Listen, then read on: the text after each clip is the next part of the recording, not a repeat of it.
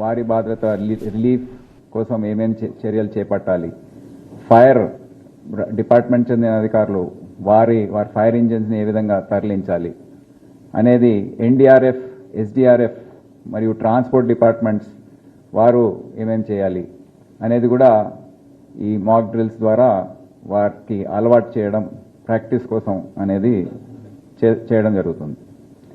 అయితే ముఖ్యమంత్రి గారు ఇవన్నీ విన్న తర్వాత వారి కీలకమైన ఆదేశాలు జారీ చేశారు. వచ్చే ఈ రోజు నుండి వచ్చే కొన్ని రోజుల వరకు ఎప్పుడైతే సిచ్యువేషన్ ఎప్పటి వరకైతే కొద్దిగా ఈ విధంగా అప్రమత్తంగా ఉండే అవసరం ఉంటుందో అప్పటి వరకు ప్రభుత్వం సంబంధించిన అధికారులందరి లీవ్స్ అన్ని కూడా క్యాన్సిల్ చేసి వారందరూ కూడా డ్యూటీకి హాజరు కావాలని ఆదేశాలు జారీ చేయడం జరిగింది. అదే కాకుండా ప్రతి డిపార్ట్మెంట్ ఏమేం చర్యలు తీసుకోవాలి, వారి బాధ్యతలు ఏంటనేది వారు స్పష్టంగా ఆదేశాలు ఇచ్చారు. పోలీస్ డిపార్ట్మెంట్ ఇప్పుడున్న సమయంలో వారి ముఖ్యమైన బాధ్యత ఈ ఫేక్ న్యూస్ ఏదైతే చాలామంది ఈరోజు ఉదయం కూడా ఏదో మాక్ డ్రిల్ క్యాన్సిల్ అయింది అని ఒక సమాచారం ఎవరో ఫేక్ న్యూస్ ఫ్లోట్ చేశారు. సో అటువంటి సమాచారం ఎటువంటిది కూడా ప్రజల్లో వెళ్లకుండా అందరూ అప్రమత్తంగా ఉండాలి. సోషల్ మీడియా పైన నిఘా పెట్టి సైబర్ సెక్యూరిటీ బ్యూరో అధికారులు, మిగతా సోషల్ మీడియాకు సంబంధించిన మానిటరింగ్ చేసే అధికారులు అందరూ కూడా అప్రమత్తంగా ఉండి దాన్ని ఇమీడియట్గా ఫ్యాక్ట్స్ ఏంటో అవి ప్రజలకు తెలియజేయాలని. ఎందుకంటే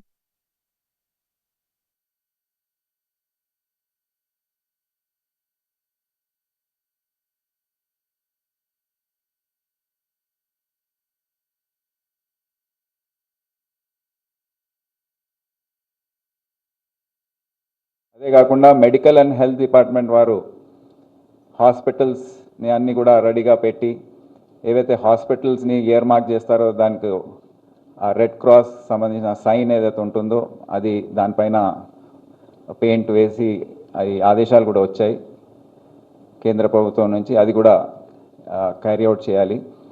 ఫస్ట్ ఎయిడ్ సంఘటన జరిగిన సందర్భంలో ఏమేం చర్యలు తీసుకోవాలో ఫస్ట్ ఎయిడ్ సంబంధించిన వరకు ఎవరైతే ఇంజర్డ్ ఉంటారో, వికలాంగులు ఉంటారో వాళ్ళందరినీ కూడా ఈ హాస్పిటల్స్కి తరలించడం, దానికి చర్యలు, బెడ్స్ అవైలబిలిటీ ఇవన్నీ కూడా జాగ్రత్తగా పరిశీలించి రివ్యూ చేసుకొని వారు కూడా అన్ని రకాలుగా అక్కడ ఉన్న డాక్టర్స్ అందరూ కూడా 100% డ్యూటీలో అవైలబుల్గా ఉండే విధంగా చర్యలు తీసుకోవాలని ఆదేశించడం జరిగింది.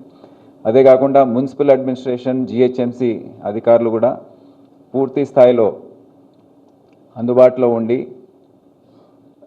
ట్రాన్స్పోర్ట్, రీహాబిలిటేషన్, మిగతా చర్యలు ఏవైతే ఉంటాయో జిహెచ్ఎంసి పరంగా, రెవెన్యూ పరంగా వారు ఏమేమి చర్యలు తీసుకోవాలో అన్నీ కూడా సిద్ధంగా ఉంచి అందుబాటులో ఉంచే విధంగా రివ్యూ చేసుకొని రెడీగా ఉండమని చెప్పడం జరిగింది. ఎన్డీఆర్ఎఫ్, ఎస్డీఆర్ఎఫ్ టీమ్స్ కూడా వారి ఎక్విప్మెంట్స్ ఏ విధంగా వారి దగ్గర ఉన్నాయి, అవి పనిచేస్తున్నాయా లేవా అవన్నీ కూడా టెస్ట్ చేసి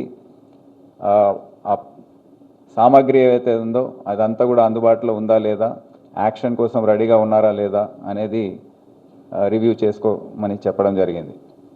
ట్రాన్స్పోర్ట్ డిపార్ట్మెంట్ వెహికల్స్ని అందుబాటులో తీసుకొచ్చే పరిస్థితి ఉంటే దాన్ని ఏ విధంగా మొబిలైజ్ చేస్తారు అవన్నీ కూడా అనలైజ్ చేసుకోమని చెప్పడం జరిగింది.